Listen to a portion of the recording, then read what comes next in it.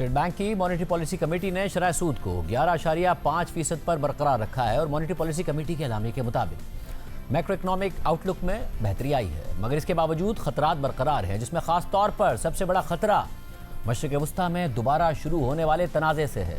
जबकि तनाज़े में पहले कमी आने के बाद बैनुल-अक़वामी मार्केट में तेल की कीमतों में भी कमी आई थी और सप्लाई चेन में भी बेहतरी आई थी, जिससे मुआशी अशारियों में भी बेहतरी आई थी। जून में हेडलाइन और कोर इन्फ्लेशन दोनों में कमी आई, मगर फिर भी ये बुलंद सतह पर रहीं। इन अवामिल की रोशनी में मॉनेटरी पॉलिसी कमेटी इस नतीजे पर पहुंची है कि मौजूदा पॉलिसी स्टांस को बरकरार रखा जाए ताकि मीडियम टर्म में 5 से 7% महंगाई के टारगेट को हासिल किया जा सके।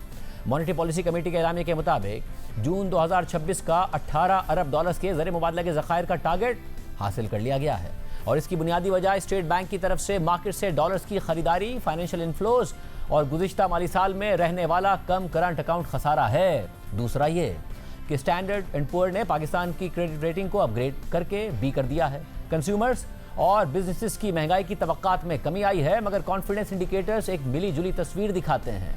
मॉनेटरी पॉलिसी कमेटी के एलामिये के मुताबिक इस माली साल में तरक्की की शरह 3.5% से 4.5% तक रहने की तवक्को है। गुज़िश्ता माली साल में करंट अकाउंट खसारा 139 मिलियन डॉलर्स रहा, जबकि इस माली साल में भी करंट अकाउंट खसारा GDP का 0 से 1% रहने की तवक्को है।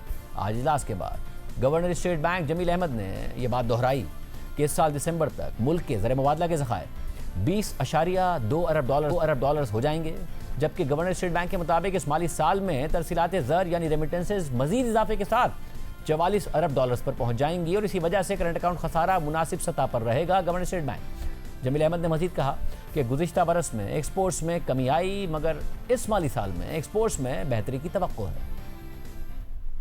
करंट अकाउंट का जो डेफिसिट है ये माली साल 2026 का वो 139 मिलियन डॉलर, जो कि माली साल 2022 में अगर आपको याद हो तो 17.5 अरब डॉलर का था। तो उससे अगले साल जो है वो 3.3 अरब डॉलर था, फिर उससे अगले साल जो है वो 2.1 अरब डॉलर था, फिर पिछले साल जो है सरप्लस था 1.8 अरब डॉलर का, और इस साल जो साल खत्म हुआ है, जून में साल खत्म हुआ है, सिर्फ 139 मिलियन डॉलर का डेफिसिट है।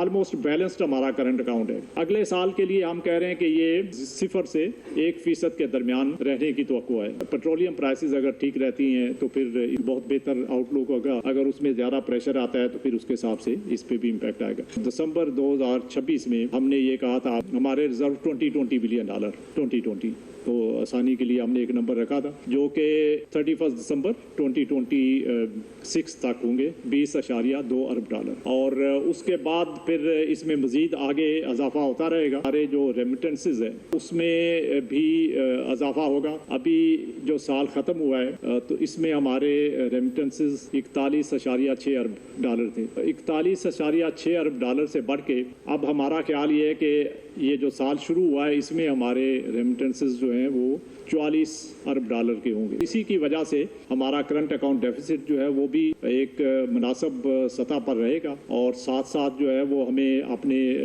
रिजर्व को बिल्ड अप करने का भी मौका मिलेगा, और हमारी जो इंपोर्ट्स हैं उनकी जो के लिए जो फाइनेंसिंग रिक्वायरमेंट्स है उसमें को मीट कर पाएंगे। और एक्सपोर्ट्स के अंदर पिछला साल जरा थोड़ा सा उसमें प्रेशर रहा है, लेकिन इस साल जो है वो जो साल शुरू हुआ है ये पिछले साल से बेहतर रहेगा। उसकी 2-3 रीजन है। एक तो ये कि चावल जो है वो पिछले साल बहुत कम हुई है, तकरीबन 2 अरब डॉलर के करीब थी। अब इस साल जो है वो उसमें थोड़ा बेहतरी आएगी।